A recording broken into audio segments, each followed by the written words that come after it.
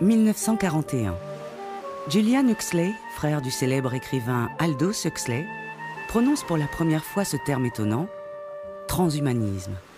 Transcender l'humain, le dépasser, l'augmenter peut-être. Ce qui n'était encore qu'une sorte de rêve un peu fou est devenu depuis les années 80 une réalité concrète. Grâce au fabuleux progrès de la science et de la technique, l'homme va enfin pouvoir transformer sa propre biologie et devenir de plus en plus maître de sa vie. Liberté anarchique, fantasme ou espoir éveillé, le transhumanisme soulève de nombreuses questions. Le transhumanisme, en fait, c'est une galaxie.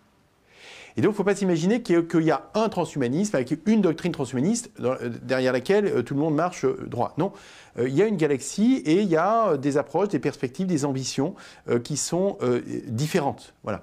Ça me paraît tout à fait important à saisir. Après, moi, ce que je comprends des projets transhumanistes, c'est de trois ordres. Un, l'amélioration des performances. Deux, c'est l'affranchissement du corps. Et troisièmement, c'est la vie avec les robots. Ça, ce sont les trois natures principales de transformation que veut opérer le transhumanisme. L'amélioration des performances, on pense bien sûr aux performances physiques, évidemment. Courir plus vite, voir plus loin, entendre de beaucoup plus loin, voir la nuit. C'est l'augmentation des performances aussi cognitives. Donc ma capacité de mémoire, je vais pouvoir retenir beaucoup plus de choses, beaucoup plus vite. Capacité de concentration, capacité d'apprentissage, par exemple. Ça sera aussi l'augmentation des performances. Alors ça c'est intéressant, performances sensorielles. Donc j'aurai mes sens qui seront démultipliés, mais mes sens par des stimulations extérieures, mais aussi par des stimulations directement dans mon cerveau. C'est-à-dire que je pourrais, grâce à des nanorobots, des nanostimulateurs, des molécules toutes petites, qui vont circuler dans la circulation sanguine, dans mon cerveau, qui vont stimuler telle ou telle zone de mon cerveau et qui vont faire éprouver telle ou telle chose. Un goût, une odeur, une vision, une sensation, etc. Ça veut dire qu'en fait, bientôt, on n'aura plus besoin d'éprouver physiquement quelque chose, on l'éprouvera directement par des stimulations de notre cerveau. Il s'agit aussi d'augmenter nos émotions. Alors ça nous fait là aussi basculer de champ. C'est-à-dire que il s'agit, alors c'est déjà un peu le cas avec les psychotropes, mais là, il s'agit là aussi de pouvoir, ma foi, nous rendre, en fonction de stimulation de telle ou telle zone du cerveau, eh bien, ma foi, heureux ou en colère ou triste ou anxieux ou au contraire paisible. En fait, il s'agit d'obtenir ce que les transhumanismes appellent, je les cite, d'atteindre la félicité perpétuelle. La félicité perpétuelle par des techniques artificielles.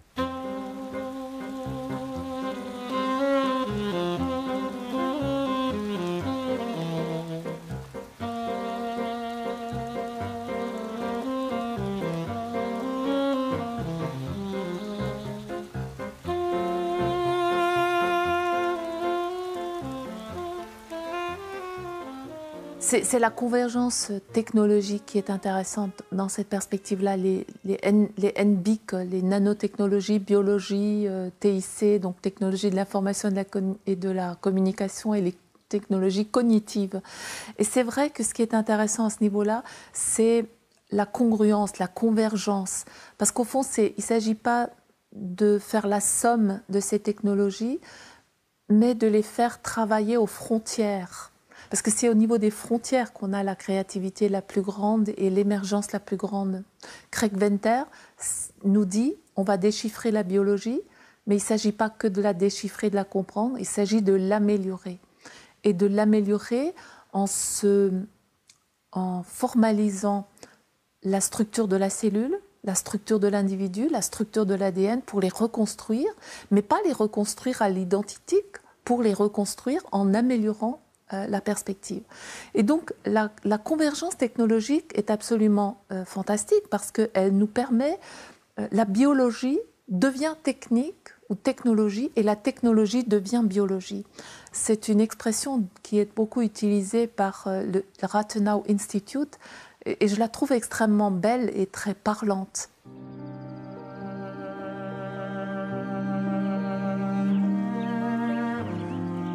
Sommes-nous donc à l'orée d'un nouveau monde ou d'un autre monde? La connaissance de la nature aurait-elle rejoint désormais la course folle de la technologie pour offrir à l'homme une autre vie, d'autres espoirs ou d'autres rêves? Les NBIC vont-elles vraiment déplacer les frontières des capacités humaines et les augmenter? Quelles frontières? Et qu'est-ce que veut dire augmenter? L'homme sera-t-il toujours l'homme?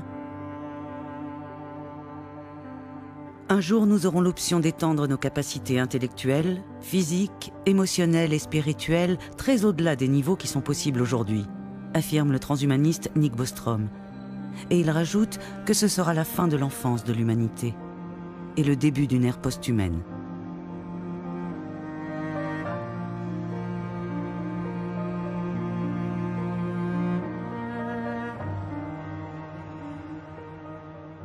On doit avoir à l'esprit que les dimensions du réel, elles sont infinies. C'est-à-dire que aujourd'hui, on en est à s'amuser au niveau des molécules, enfin des cellules, des molécules et des atomes. On commence à peine à pouvoir intervenir au niveau inférieur qu'on a découvert théoriquement il y a un petit siècle, c'est-à-dire le niveau quantique. Et on est à peine en train de mettre au point un certain nombre d'outils qui travaillent au niveau quantique. Les premiers ordinateurs quantiques sont dans les laboratoires, mais pour l'instant, ils font des opérations, ils ne peuvent être utilisés que dans des domaines très spécifiques. Donc, où est-ce qu'on en sera dans 50 ans avec le quantique ? A priori, on devrait en être beaucoup plus loin. On devrait sans doute être capable de faire bien davantage que ce qu'on fait aujourd'hui. Mais pourquoi s'arrêter au quanta? Enfin, pour l'instant, on a observé, on a réussi à développer des appareils gigantesques, les anneaux du CERN, etc., qui nous permettent de percevoir la matière donc, au niveau des particules infrasatomiques. OK, on est capable de faire ça, très bien. Pourquoi est-ce que le réel s'arrêterait là ?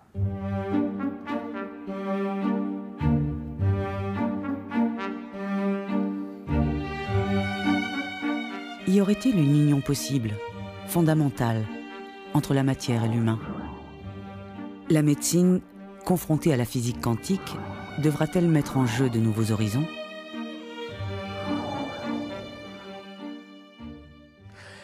Je pense que la médecine, finalement, est face à une contradiction dans son discours.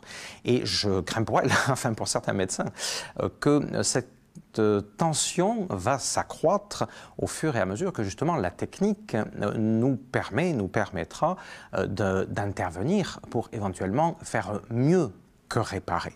Le transhumanisme, je pense, renvoie des questions à la médecine, par exemple, en disant: aujourd'hui, nous posons des implants ou des prothèses au départ, donc, dans la logique de la thérapie, pour récupérer, par exemple, l'ouïe, la vue, pour récupérer les fonctions d'un membre perdu.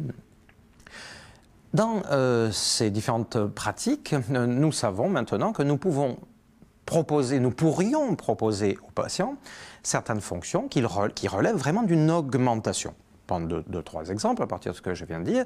Par exemple, les implants cochléaires, donc, qui permettent de restituer l'ouïe pour des personnes soit qui sont nées sourdes, soit qui ont perdu l'ouïe, donc sont connectés d'une part directement au cerveau, par la cochlée, au nerf auditif, et sont réglables, si l'on le veut, de sorte que les patients puissent percevoir les ultrasons. Question: est-ce qu'on proposerait l'option ultrason ou pas? Pourquoi est-ce qu'on le ferait? Pour l'instant, on ne le fait jamais. Pourquoi? C'est-à-dire, pourquoi pas? Pourquoi ne pas le proposer?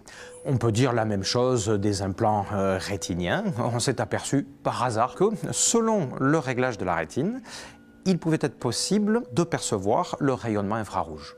Évidemment, vite, les responsables du labo se sont empressés de corriger cette erreur, donc pour aller vers une vision que nous considérons comme normale, donc celle du spectre visuel que nous avons habituellement.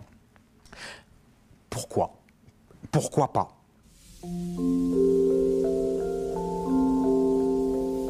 Pourquoi pas imaginer un jour dépasser les frontières que l'on croyait jadis irréversibles, de la mort de nos cellules? Pourquoi pas oser penser qu'il serait peut-être possible à nos cellules vieillissantes, une fois transformées, conditionnées, de remonter le temps? Après de longues années de recherche, c'est ce que viennent de découvrir le biologiste Jean-Marc Lemaître et son équipe de Montpellier.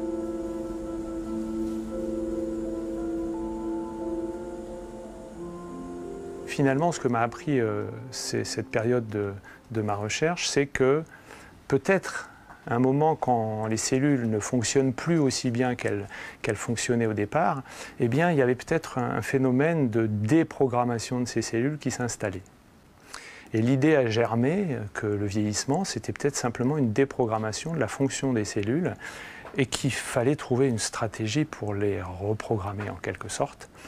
Et donc, démarrer un projet de recherche pour essayer d'explorer un certain nombre de stratégies, dont une qui était phare lorsque j'ai démarré ce projet avec mon équipe sur le vieillissement, qui était d'essayer d'utiliser des cellules souches de type embryonnaire qui ont une capacité de prolifération illimitée et surtout qui ne vieillissent pas, qui ne sénescent pas.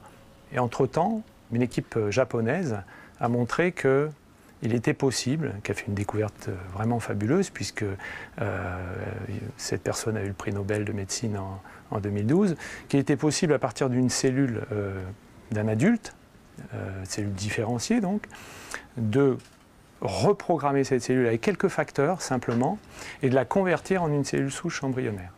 C'est-à-dire avec toutes ses capacités de refaire n'importe quel tissu.